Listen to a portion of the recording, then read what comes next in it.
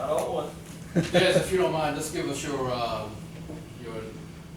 name, school, and position for us for the cameras and everything. There's Lawrence, defensive back at the University of North Carolina, over number 2. All right, so Coach just came in here and he said the only thing that he hopes is that you guys expect to win walking on the field on Saturday. What do you think about that? I mean, I have the same thought process. I mean, you don't go out on Saturdays to think about winning or think about losing. You either believe that you are or you don't. And I really hope that all the guys in the locker room believe that we're going to win this game because we have enough talent to do so. Coach said a little while ago that he thinks that staff, team, program in general learned a lot of things from the South Carolina game last year, and that has stuck with you guys and made you better.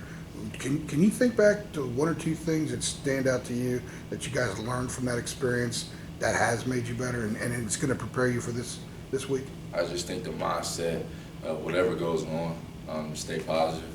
I mean, it was a back and forth game the entire game. I just think that we all were just there for one another. If the offense messed up, we had their back, and then vice versa. If we did something wrong, they came up and put some points on the board, whether that been a field goal or a touchdown. So I just think that being positive, because I've heard, like Coach Purdue always says, adversity's coming. So if you just understand that and are able to deal with it when it comes, then we'll be fine.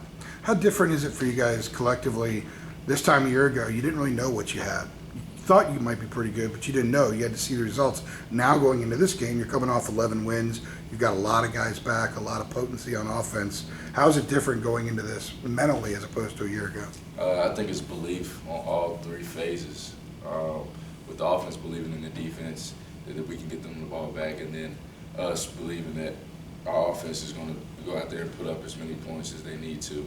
So, and special teams, that we're trying to break the record with Switz and then just be another good covering unit on kickoff to set the defense up. So I just think there's a level of confidence and belief in one another. So we know what we're doing, we know what we're capable of. The got your back was something that was born out of the season, kind of grew as the weeks went on.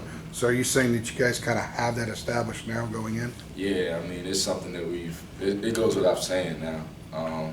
We'll do it before the pregame, in the pregame actually, but besides that, we don't really need to say it anymore because it's a standard here now. It's just what we go by, it's how we live, it's the way we carry ourselves around each other. So. Georgia plays in the greatest conference ever for them. They can play in the NFL. I mean, it's just such a great conference. You get tired of hearing that junk. I mean, you hear it coming out of high school. Everybody knows the SEC is what is loved and what everybody wants to talk about, regardless of what the next conference is doing. So you do get tired of it, and I think it adds a chip on any other conference's shoulder because they want to prove that we have playmakers in this conference as well. So, I mean, as long as we go out there and do what we have to do, we'll get some talk. Is it true? Is it the best conference? Nah, it's not in my eyes. I mean, as far as the players that come out of there week in and week out, they have great talent, but you can't demise any other conference because there's been several other years where it was a conference that I think that was better than theirs. So. Literally in the last 10 minutes, Chubb got cleared to play fully against you guys. What type of weapon is he, and how big of a home run threat is he to their offense? I mean, he's like Elijah to ours. He's a workhorse. He can do anything. Catch the ball out the backfield, run guys over, run around guys. So somebody with his versatility, you need more than one person meeting him every time. You need about 2 or 3, and just a lot of other guys hustling over there because we understand that he's a great back, and they have another one right behind him. So we just have to understand that it's going to be a long game. There's a lot of physicality that's going to be played in. Given that that's where the defense struggled towards the end of the year with stopping the run, and that's Georgia's biggest strength, does something have to give in that regard? You guys are going to come away victorious? Got to stop the run. You just got to have all hands on deck. So our guys are going to have to make plays. Us the secondary, we're going to have to make plays in space. So we just understand it's about tackling and we're not shying away from it. How much having Nas move inside on basically playing nose guard and nose tackle with Jalen also on the field at the same time, how much better does that make that group up front? It's a lot of disruption. I I mean, you got two big guys in the middle who have really good hands. They can get offensive linemen off, and they demand a double team. So I think it creates a lot of havoc, but they also have two good backups, so it's allowing them to rotate and be fresh all game. And I think that they're going to be big for us this week.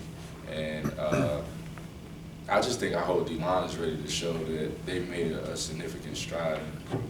Also, Jalen gives you a pass rusher at tackle that you guys didn't really have last year. Does that allow you to do a lot more things, especially where you can camouflage a blitz here and run it and do it over here, that kind of thing? Yeah, I mean, especially what Coach Chisholm always talks about. He always tells us as a defense, but them in particular, that he wants to be able to rush four and just four. And I think that's big with having Nas and Jalen in there, because they both can do a transition pass rush. And Jalen is just a dog in my eyes. So as long as he's healthy and he has his right mindset, we're gonna be all right.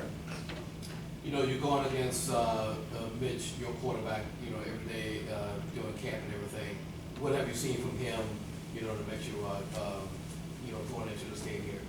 I just think he's ready. I think it's his time. He's waited long enough, and I think he's learned a lot from Queez and just the game in general. So I just think he's ready to get out there and make the plays that we see him make every week. You've seen Grayson Lambert before. Is there anything that, even though he's at a different school, that translates from one offense to another? I don't. I just think I think he took care of the ball better at Georgia, and I think that is partially due to the run game that they had, and everybody having to account for the backs that they have. So I think he takes care of the ball. That's all I could really say. You got 5 true freshmen somewhere on the depth chart in the defensive backfield, and a couple more in the front 7. What are these guys showing in training camp and in practice to put their names out there to play on Saturdays? Hunger. I just think that they come in and day out and try to learn, regardless if they had a bad day before or a good day. They're really constant or consistent in that regard, that they're going to come out there and work and try to be better. So that's all we ask of them, and that's what's allowing them to be able to travel. All right, thanks, guys. Thanks, Des. Good day.